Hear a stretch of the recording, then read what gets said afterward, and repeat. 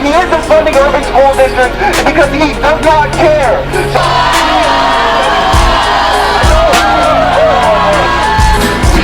Public school, not corporation school. Public school, public school, public school. Right now you know it. We want public school, not corporation school. We want public school, not corporation school. We want public school, not corporation school. Public school, public school, public school. Economic light of mine. It's the light of mine. I'm gonna let it shine. It's the light of mine. I'm gonna let it shine. It's the light of mine. I'm gonna let it shine. Let it shine. Let it shine. Let it shine. Christy's got to go. We're gonna make it so. Christy's gotta go. We're gonna make it so. Christy's gotta go. We're gonna make it so. He's gotta go. He's gotta go. He's gotta go.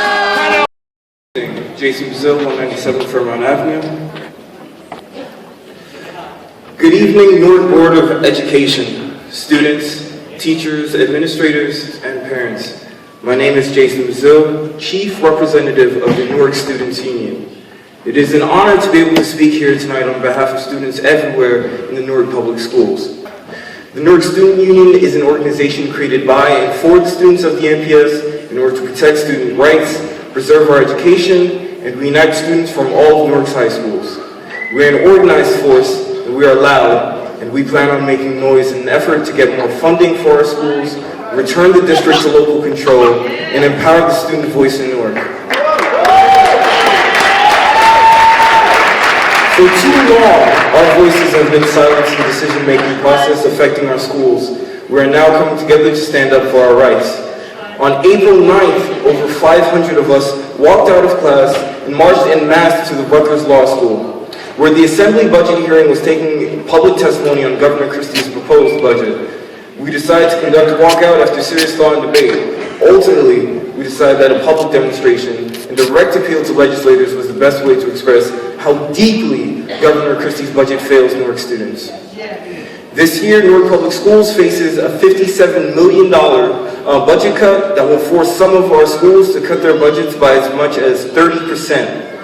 The worst part of these draconian cuts is that they would be entirely avoidable if the governor simply followed the formula codified in the School Funding Reform Act of 2008. Instead, for the second year in a row, he lowers per-pupil funding for low-income students and English language learners and changes the way attendance is calculated to deprive some of the state's poorest districts of millions of dollars in funding. If the budget were fully funded, Newark would see $51 million in extra state aid, nearly enough to close the NPS budget gap. Instead, Superintendent Cami Anderson is closing the gap with cuts that will impact our constitutional right to a thorough and efficient education.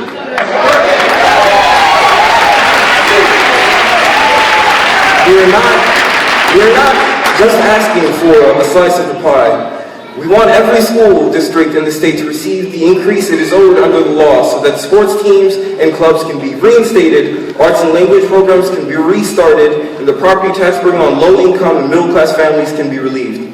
We stand in solidarity with students and communities around the state and asking the legislature to take a stand against Governor Christie's policies of putting corporations and the wealthy ahead of New Jersey students and present an alternative vision that once again makes education a priority.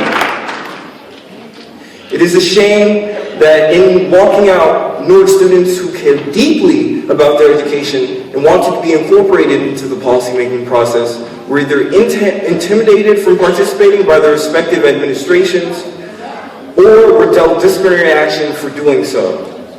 We ask that the advisory board back us in asking the Board of Education for amnesty for all students who were involved in the walkout and were met with disciplinary action. The walkout and the Newark Student Union as a whole, it's an inspiring and empowering act for Newark students, but it's just the start. Thank you.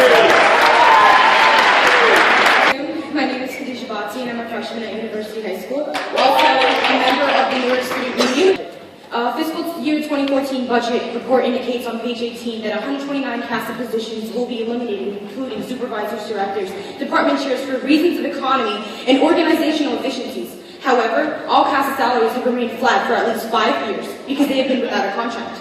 While teacher salaries were frozen for the past 3 years, my question is simple. What has happened to the money saved in not paying salary increments during that time period? A prudent decision would have been to put that money aside and earn some interest, knowing that one day teachers would have and administrators would have had a contract. With that being said, the Office of Superintendent represents a huge portion in the budget, and salaries alone and would probably benefit from implementing the same organizational efficiencies that justify cutting CASA positions. Picture this. There are 17 employees, including Ms. Anderson, listed on the district's website under the Office of Superintendent. Their titles are vague at best and offer little to no explanation to what their job duties entail. For example, Chief Talent Officer, 3 Special Assistants, and Chief Strategy Officer. Most of the salaries for employees in the Office of Superintendent are not available on Data Universe's website because it has not been updated since October 15, 2011. How much they make and what they do is a big mystery. Furthermore, there are 2 additional employees, Matthew Brewster, Special Assistant Operations, and Dr. Heather Jackson, additional employees on the Superintendent Network, as evidenced by their inclusion in the official heading of a letter dated March 21st, 2013 to Westside students and families concerning Westside's renewal for the 2013-2014 school year. Ultimately, that makes 19 employees who definitely making upwards of $100,000, if not more, this school year. What justifies these 19 employees for reasons of economy that are used to cut other positions to survive? Furthermore, out of 19 employees, only 4 salaries are available on Data Universe, and that totals $653,148. Please remember that these figures are old and do not include any possible raises that may have been given. Can you imagine how much money the other 15 positions drain from the $1 billion allocated to Newark Public Schools yearly? I can, and it disgusts me. In closing, I strongly believe that the Office of Superintendent should take a page from President Obama's playbook when he pledged to give 5% back to salary in solidarity with federal workers facing layoffs. With that money, perhaps schools district-wide wouldn't be running out of paper and other crucial supplies necessary to provide us students with a quality education. Instead, teachers continue to come out of their pockets, as they always have, to ensure what we students that have